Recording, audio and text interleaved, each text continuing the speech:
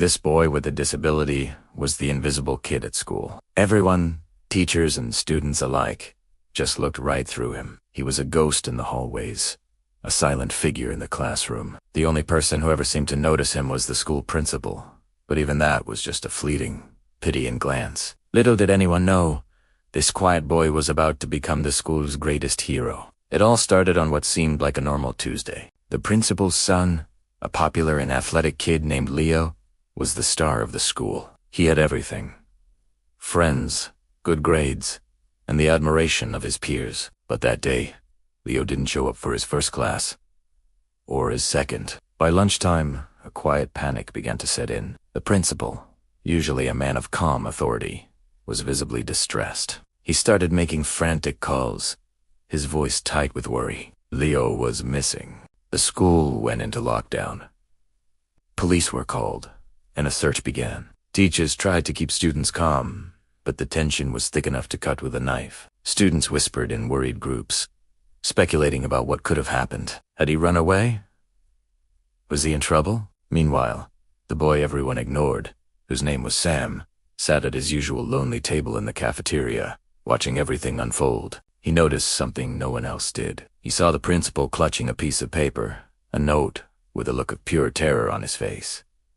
Sam wasn't just quiet, he was observant. He noticed things others missed. He saw the subtle shift in a teacher's mood, the way a loose floorboard creaked, the flicker of a security camera's light. His world was one of details, a rich tapestry of information that went unseen by the bustling crowd around him. And now, his sharp eyes had caught a crucial clue. The note in the principal's hand wasn't just a piece of paper. It looked like a map, crudely drawn, with a single A, ominous symbol on it. While everyone was in a state of chaos, Sam slipped away. He knew that symbol. He'd seen it before, scratched into the old oak tree behind the abandoned maintenance shed at the far end of the school grounds. It was a place students were forbidden to go, a forgotten corner of the campus that was slowly being reclaimed by nature. He knew he had to go there. Something deep in his gut told him Leo's disappearance was connected to that place. Navigating the school during a lockdown was risky. Hall monitors and anxious teachers were everywhere, but Sam moved like a shadow, using his knowledge of the school's hidden pathways and blind spots. He slipped out a side door near the gym, his heart pounding, not with fear for himself, but with a desperate urgency to find Leo. He was driven by a simple, powerful instinct. Someone was in trouble, and he might be the only one who could help. He reached the overgrown area behind the shed. The air was still and heavy. He found the old oak tree, and there it was, the same symbol from the note, freshly carved into the bark. Near the base of the tree, almost completely hidden by weeds, was a heavy metal grate. It covered the entrance to an old, forgotten storm drain system that ran beneath the school. A wave of dread washed over Sam as he realized where Leo must be. With all his strength, Sam heaved the rusty grate open. The smell of damp earth and decay rose from the darkness below. He called out Leo's name, his voice echoing into the abyss. A faint sound came back, a weak cry for help. Without a second thought, Sam lowered himself into the tunnel. The darkness was absolute. He used his hands to guide him along the cold, slimy walls, calling out to Leo to keep him talking, to keep him conscious. He finally found him. Leo had fallen into a deeper section of the drain, and his leg was trapped under a pile of collapsed debris. He was pale, shivering, and clearly in a lot of pain. "I was exploring," Leo whispered, his voice hoarse. "I thought it would be an adventure." The ground just gave way. Sam knew he couldn't lift the heavy concrete slabs by himself. He needed to get help, but he couldn't leave Leo alone. Thinking fast, Sam remembered the maintenance shed. He scrambled back out of the tunnel and ran to the shed. The door was locked, but he spotted a broken window. He carefully climbed through, cutting his hand on the glass, but he ignored the pain. Inside, he found a crowbar and a heavy-duty flashlight. He raced back to the storm drain, his mind focused on one thing: saving Leo. Back in the tunnel, the flashlight beam cut through the darkness. "I'm going to get you out," Sam said, his voice steady and confident, a stark contrast to the fear he felt inside. He wedged the crowbar under the slab of concrete pinning Leo's leg.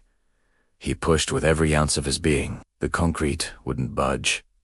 He tried again, grunting with effort, his muscles screaming.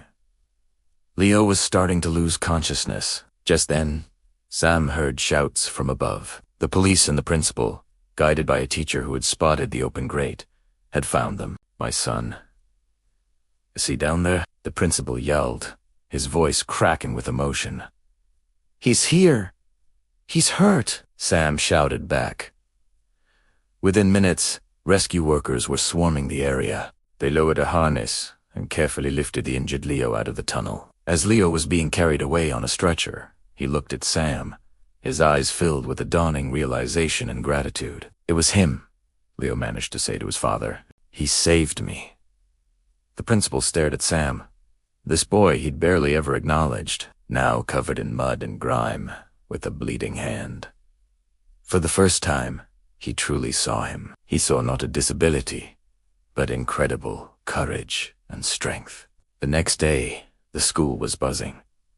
The story had spread like wildfire. The invisible boy was suddenly the center of attention. Students who had ignored him for years now came up to him in the hallways, not with pity, but with respect. They clapped him on the back. They said his name.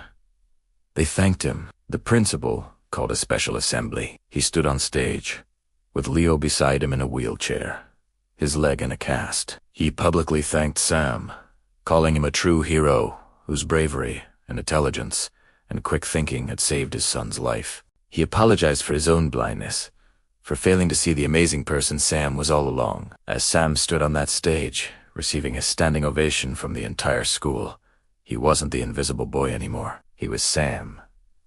And for the first time, he felt like he truly belonged. His quiet world of observation had saved a life, and in doing so, it had changed his own forever. Thanks for watching our story today. Remember that heroes come in all forms, and the quietest people often have the loudest courage. If you were moved by this story, make sure to like, subscribe, and hit that notification bell so you don't miss our next video. See you next time.